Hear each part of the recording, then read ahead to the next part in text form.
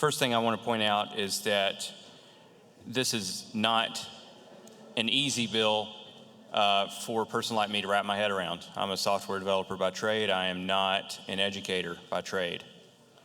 I do not have intimate familiarity with all the inner workings and all the various myriad programs that are administered by the Department of Education. I have never taught a classroom in my life, but what I can say is that I have honed for the last 7 years careful attention to detail, and even beyond the last 7 years, careful attention to detail, because I work in an industry where even one letter out of place is the difference between something working or not working. The devil is always in the details, my friends. There are two relatively straightforward changes we could make to this bill that would fix all the issues that I have with it. And I can tell you, first of all, the first issue, if we would take this to a different venue on appeal, instead of the administrative law court, and then under their own rules, the administrative law court does not work like criminal court, does not work like the court proceedings that you're familiar with. And not many people here practice in the administrative law court, I dare say. But you have that, and then you also have the South Carolina Administrative Procedures Act. Different rules of evidence, different rules of procedure. And this bill says that's where you got to go if you're appealing a wrongful takeover by the State House. Mr. Speaker, if I could get some order.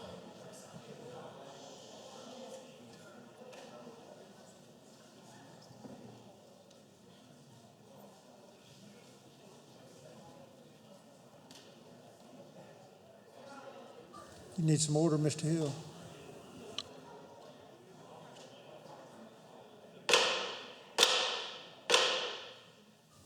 Mr. Hill is recognized.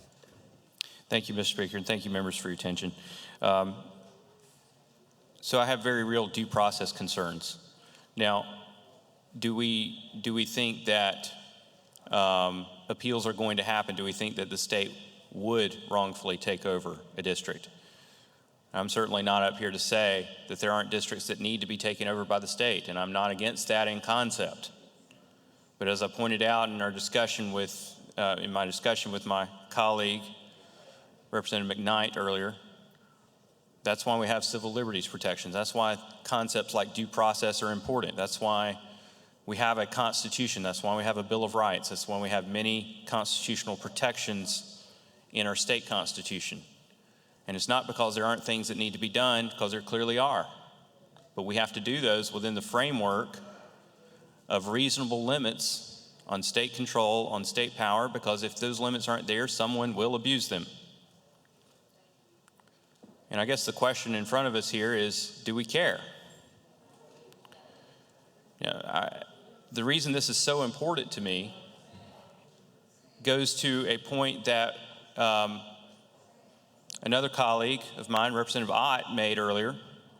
Mr. Ott, in one of his lines of question, brought out a point in which he stated that under this bill, the state could take over for up to 3 years. Actually, that is incorrect.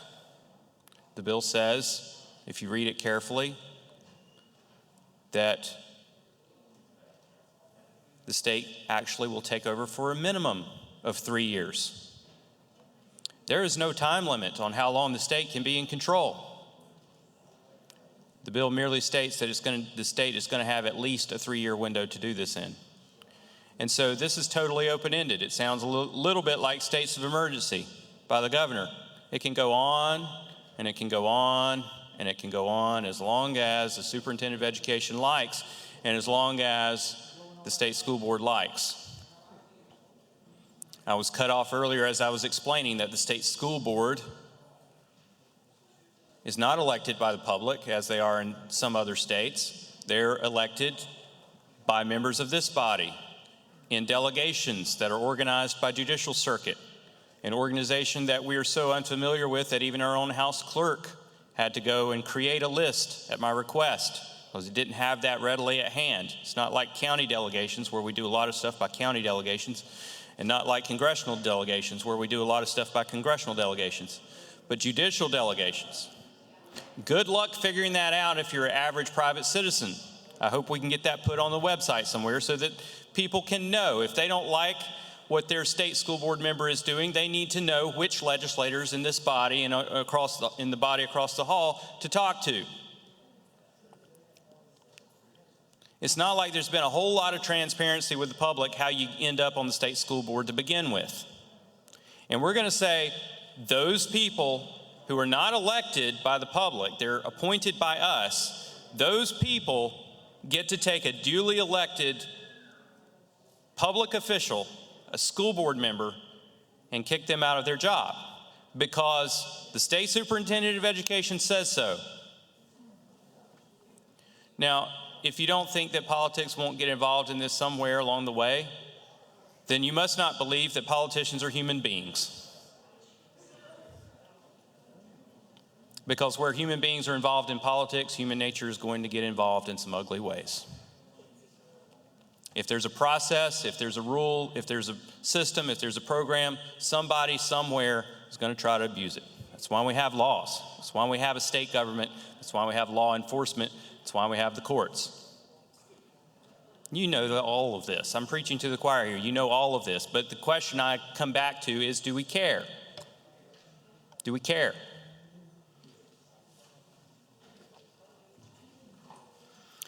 I believe this bill has 3 fundamental flaws. Number one, it is unconstitutional. Section 59-18-1640, subsection E of the bill gives the state school board the power to dissolve the local elected school board and to appoint an interim local school board. I believe this violates the South Carolina Constitution at a minimum. In particular, Article 1, Section 1, which says all political power is vested in and derived from the people only. Therefore, they have the right at all times to modify their form of government. Article 1, Section 5 of the South Carolina Constitution likewise says, all elections shall be free and open, and every inhabitant of this state possessing the qualifications provided for in this Constitution shall have an equal right to elect officers and be elected to fill public office. The second fundamental flaw in this bill is that it reduces accountability. As I have stated, the state school board itself is appointed by legislators. This means that should the board abuse its power to approve states of emergency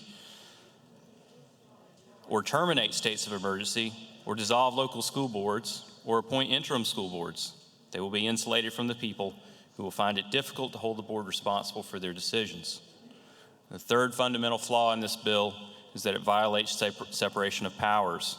Removal of elected officials should not fall under the legislative branch. It should fall under the executive branch. If you have an elected official that is indicted, in most cases, the governor removes that person from office. That is as it should be. That is an executive responsibility as part of the police powers of the executive branch, not the legislative branch. And so we have encroached on that executive separation of powers with this bill. And by the way, that removal should only happen after due process by the courts. You should not be removed from office without due process, plain and simple. This bill does not constitute due process. I also want to point out that if anyone cared to read the fiscal impact statement carefully, you would see that the local fiscal impact statement is undetermined. In other words, the state has no clue how much money this is going to cost at the local level. We have no clue. We know that it won't cost the State Department of Education any extra, but we have no clue how much this is going to impact local school districts. So do you want to open-ended? Do you want to hand the government the power to take over indefinitely a school district or a school? And there's another nuance in this bill. It took me reading it a few times to pick up on this. And yes, by the way, I read the bills. Sometimes I read them 5 or 6 times just to try to wrap my head around it. Sometimes they're that difficult to comprehend. But if anyone studied the bill carefully, you would know that not only does the state have the ability to take over for a minimum of 3 years, but that's indefinite, but also the state can take over after as little as 1 year. Did you know that? Did you know that this bill allows the state to take over after as little as 1 year? Let me explain how that works. Hang with me here. In the bill, you have a definition of chronically underperforming school and you have a definition of underperforming school. The definitions are the same. Chronically means it happens 3 years in a row at least. For a school district, it means it happens 3 years in a row or 5 out of the last 7 years. Now, if in the provisions that allow the state superintendent and the state school board to take over a school, hear me carefully here. In the provisions that allow the state superintendent of education and the state school board to take over a school, there are several scenarios in which that can happen. One of those is that it's chronically underperforming, which means they don't perform for 3 years in a row. But that isn't the only situation. Because in the first part of the bill lays out a tiered status. And so guess what? Year 1, the school is underperforming. It's not yet chronically underperforming, it's just underperforming. It's placed into a tiered status. When that happens, they're required in this bill to go and make a turnaround plan. Guess what one of the criteria for the state superintendent taking over a school is? The state superintendent doesn't like the turnaround plan, or they don't make one, or they make one and it doesn't deliver satisfactory enough results. Mr. Speaker, could I get some order, please?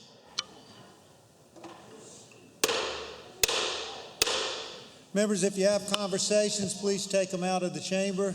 Mr. Hill is recognized. Thank you, Mr. Speaker. So there is a path for the state superintendent of education to take over a school in less than 2 years. There's another scenario in which that can happen, and that is a school loses its accreditation status. The moment that happens, the state can step in. Same goes for the district. The district doesn't have to be underperforming for 5 out of the last 7 years or for 3 years in a row. If they lose accreditation status, the state can take over immediately. And there's no limit on how long it takes for them to relinquish that control. Maybe they'll never want to relinquish control because there's nothing in this bill that requires the people that are going to come in and take over, the duly elected board members, when control finally gets turned back over to the people, who's to say that those people won't then do the same mistakes that put them in this situation to start with? There's nothing in this bill at all that addresses that. And do you think that the state superintendent of education is not going to know that? Do you think that the state school board is not going to know that? Of course they're going to know that. And it's going to be held out as reason why, well, we can't let go of control because we got to keep a good thing going here, or we're not quite where we want to be just yet. I'm not up here saying that all school boards in South Carolina are doing what they need to do. I am not saying that they're not making horrible fiscal decisions and breaching their fiduciary responsibilities to the voters that put them there. Absolutely that's happening and absolutely needs to be dealt with, but not at the expense of due process. Not at the expense of the Constitution of this state, which we all come down here. We asked for the job, by the way. We asked for the job. Nobody made us sign up for this job. We asked for it. We worked really hard to get it, every single one of us. And then we swear our oath to the Constitution of this state and the United States, so help us God. And I, for one, believe that he's going to hold us accountable to it. And I, for one, believe that the people of South Carolina absolutely have the right and responsibility and the duty to hold us responsible to do that.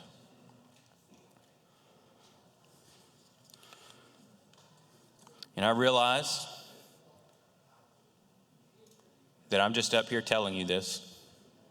You haven't seen it with your own eyes and you haven't heard it with your own ears. So with that, Mr. Speaker, I request that the bill be read. Mr. Hill requests that the bill be read.